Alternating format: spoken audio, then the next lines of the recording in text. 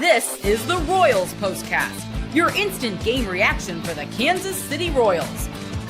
Part of the Locked On Podcast Network, your team every day. Welcome in to the Royals POSTCAST, part of the Locked On Podcast Network, your team every day. I'm your host, Chance Liebau, back in the saddle after Jack was so kind to fill in for me yesterday while I had to tend to other matters with my full-time job. But we're back tonight as it is. We're going to get in here. We're going to get in here. We're going to get out of here because I've been up since 5:30 a.m. today, and I'm pretty tired. I'm ready to go to bed. And I know that some of you are too, judging by the viewership right now. I expect this to be one of our, expect this to be one of our shorter shows because a lot of people are probably already in bed, but they'll want to see this in the morning. And you can always do that in the morning, after the fact, at night, after the show's end. You can do that on your podcasts, wherever you get them on demand, Spotify, Apple Music, Amazon Podcasts, all that jazz. That's where you can find us after the fact. But before we get started, remember to subscribe to the channel, turn on notifications so that you get an alert whenever we go live. Thanks for joining the show. Feel free to join the live chat because we have had it popping off tonight. People getting in here a little bit early. We've got Brent McKenzie in here. We've got Jason in here. We've got Royals fan from Nebraska in here. So thank you guys for jumping in. It was a tight one there at the end. I felt myself at multiple times feeling like the Royals might lose this one, that this one might get sideways, but they were able to fight and claw their way to a win. They added some insurance late and they pick up a 6-5 win against the Padres after, of course, we saw Fernando Tatis Jr. Long day. Manny Machado hit a homer in the ninth to make it 6-5 off Carlos Estevez, who is now the Major League Baseball leader in saves this season. Why not? So before we dive too deep into it, here is what you'll be talking about. This is what you'll be talking about. I think the 6 outs from the bottom of the 7th when Lucas Erceg was on the mound to the top of the 8th was some of the most crucial baseball that we've seen from the Royals here recently. Lucas Erceg did not have his best stuff tonight. Slider was not a pitch that he could get in the zone with consistency.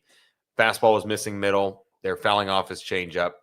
It's going to happen on occasion. So didn't get the best night from Lucas Erceg. I understand that. That's perfectly okay, perfectly fine. But with the situation the Royals were in, Carlos Estevez was able to pitch for a third straight day, pick up a third straight save. Steven Cruz was able to go again today. It was kind of, the Royals bullpen was getting really thin there at the end. Sam Long got recalled today from his rehab assignment, so he was available, but I don't think they really trusted him in those late innings. And the Padres have a lineup that really doesn't have a whole lot of lefties in it, especially lefties that you would probably want a guy like Sam Long to face because he's more of a loogie guy, lefty one-out guy. But yeah, this is an impressive win for the Royals because, like I said in Game 2 of the Rangers series, the last time you guys heard from me, Royals very easily could have just sat on their hands and said, "All right, we're done. We're going down here early." And obviously, this one was late; it wasn't early, but we're going down. We've been in this position before. We're just going to bow out and head to tomorrow's game. But the Royals didn't do that. They were able to get some runs there late. They got a pair in the 8th that put them in front. The middle of the order continues to do the heavy lifting. And I think that's what we're going to be able to see pretty much all season from this team. And it's similar to last season when I know that on the Apple TV broadcast, which I'm not exactly a big fan of in general, they were talking about how the big three for the Royals, Salvi, Vinny, and Bobby, did a lot of the heavy lifting last year. Now you got to throw Michael Garcia into that category as well because he's been exceptional already this season. So the middle of the order is going to do a lot of the heavy lifting. It got the inning started. Got things going. You got Michael Garcia with an excellent AB to put himself in a position to score. And then Vinny is able to put together a quality AB. I mean, this was kind of the Royals at their best because Vinny put together a really good AB after Michael did. And then Salvi, who to a certain extent this season has not really had great BABIP luck, and he's able to get just enough of a ball, but also not enough of a ball. Salvi hit that ball. If he hits that ball on the screws that drove in Michael Garcia, that ball's probably caught, and there's one out with two on, kind of like Bobby's today earlier in the game. But with Salvi's hit, that got the offense going, and then it just continued from there. Freddie Fermin had a really bad AB, but then, of course, Drew Waters picks him up. I think that's the best we've seen from Drew. That's been the best thing we've seen from Drew Waters in almost a month. He's been having a really rough go of it. There's a reason he wasn't in the lineup tonight against a righty when he usually is. It was a pretty all-around impressive performance for the Royals. You get to see a Bobby Witt Jr. home run. You get to see Jonathan India continue to rake. We'll talk about him in our second segment. But I think that this game, what you'll be talking about is the heavy hitters, the middle of that order. Michael Garcia is going to be in Atlanta. He has earned a spot in Atlanta. I think that it is pretty certain right now that he'll be an all-star.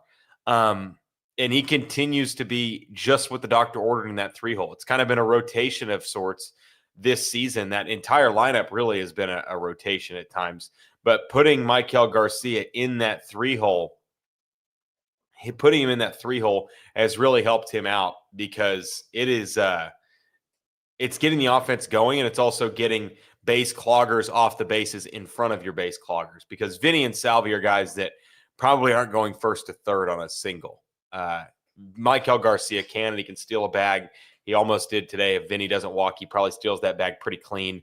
But I was very impressed by what we saw from the offense.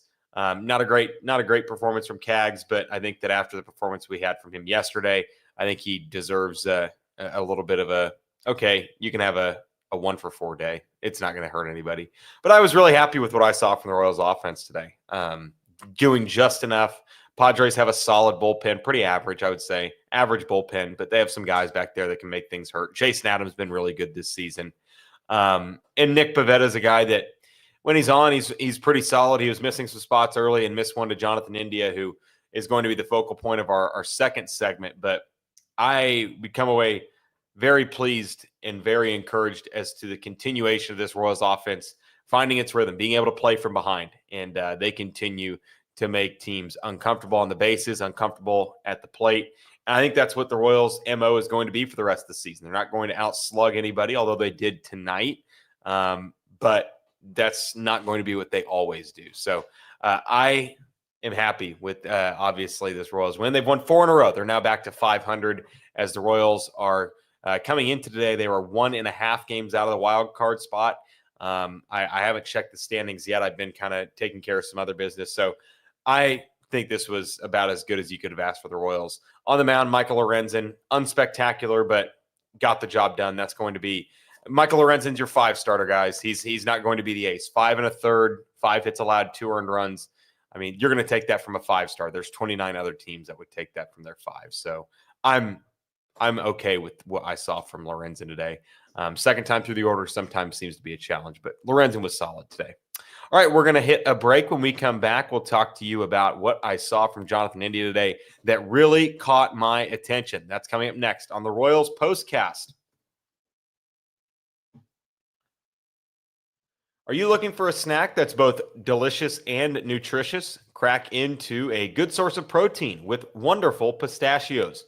Wonderful Pistachios is one of the highest protein nuts. Each 1-ounce serving has 6 grams of protein, giving you over 10% of your daily value. Plus, they're packed with fiber and better-for-you unsaturated fats to help keep you feeling fuller longer. Personally, I love the no-shells variety. It's the perfect grab-and-go snack for busy days. Whether I'm snacking at my desk on a road trip or just need a quick protein boost, they're always my go-to. And if you love cracking open every shell for that satisfying crunch, the in-shell options are a classic favorite. Get snackin' and get crackin' with the snacks that packs a protein punch. Visit wonderfulpistachios.com to learn more. Also want to talk to you about FanDuel. The NBA playoffs are in full swing, and every night delivers highlight-worthy performances, major momentum shifts, and can't-miss moments. Whether it's a game-winning shot or a breakout player, there's never been a better time to get in on the action. FanDuel makes it easy to stay in the game before tip-off and live. With player props, performance trends, and same-game parlays, Fans have more ways than ever to play smart and win big. With Game 7 on Sunday, I know I'm going to be all in on the Pacers to cover that fourth quarter spread as they have pretty much all season. And who knows, maybe I'll live bet them on FanDuel when it comes to the fourth quarter. And if you're new to FanDuel, it's the perfect time to sign up. Head to FanDuel.com and place your first $5 bet. And if it wins, you'll get $200 in bonus bets. Make every moment more with FanDuel, the official sports betting partner of the NBA.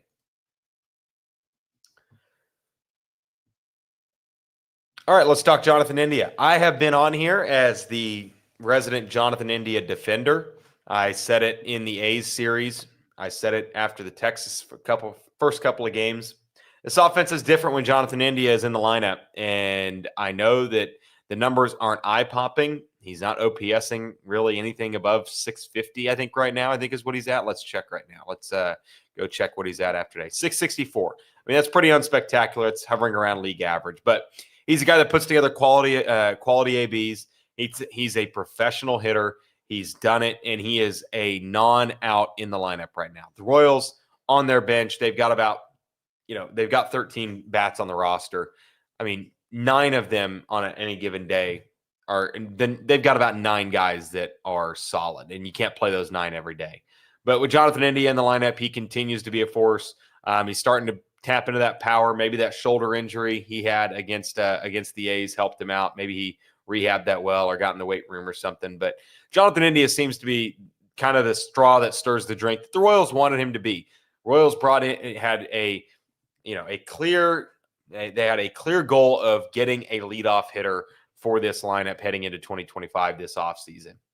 It was priority number 1 for J.J. Piccolo and this staff.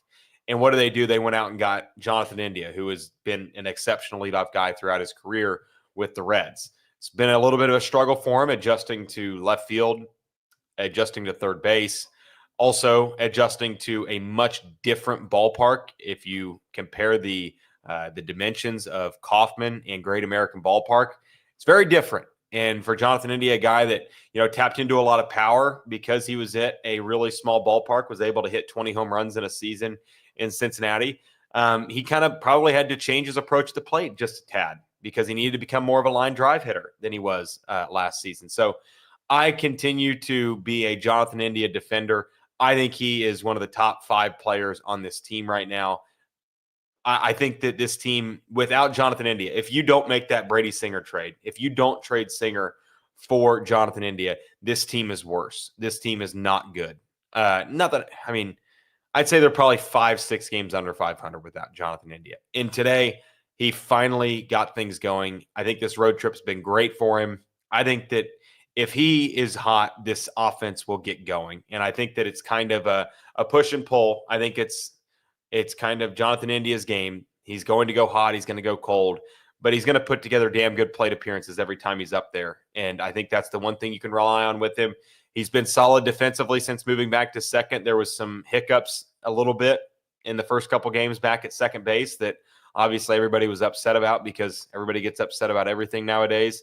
But I think Jonathan India is an exceptional piece of this Royals team, a piece that is invaluable, one that I don't think that you could just move on from because if he gets hurt, this lineup and the outlook of this offense changes a ton. I don't think it changes that drastically, but I think that if Jonathan India goes down for the season tomorrow, I think the Royals immediately have to start looking for a leadoff bat because I don't think Maikel Garcia is a great leadoff bat. He's more suited for the 3-hole, the 5-hole, the 6-hole. So that's my take on the situation. Jonathan India continues to crush today at the plate, goes 3 for 5, a double and a homer, his 4th of the season, a 3-run homer. Put the Royals in a great position to win a ball game, and that's really all that you can ask for. I appreciate you guys all for tuning in. I know it's a late show. Tomorrow they've got a 6:15 first pitch, so we will not be here that late tomorrow, which I know I'm looking forward to. But I appreciate you guys for hopping in. I appreciate you guys for commenting and always being excited to be in the live chat. I know I don't get to you guys near as much as I can. I'm very I have tunnel vision, so sometimes if I'm looking at the comments, I get distracted. So I do apologize for you commenters. I know that you guys really enjoy being in here, and I love having you guys. So Don't be offended. Don't be upset if I don't go to you guys in the comments, because afterwards I always read through them, and sometimes I get a couple good chuckles. So appreciate you guys for hopping in. If you are catching the show after the fact, head over to the YouTube page, hit like on the video, subscribe to the channel, and turn on notifications by hitting the bell icon. That will be coming up tomorrow. We'll have the show probably around 9 o'clock tomorrow, as the Royals have a 6:15 first pitch in San Diego. Looking forward to the Royals going for a series win and a really good road trip. They could win their 5th game on the road trip tomorrow. That's crazy to think about. All right, guys, I'm Chance Liebau. Thanks for listening to the Royals Postcast, part of the Locked On Podcast Network.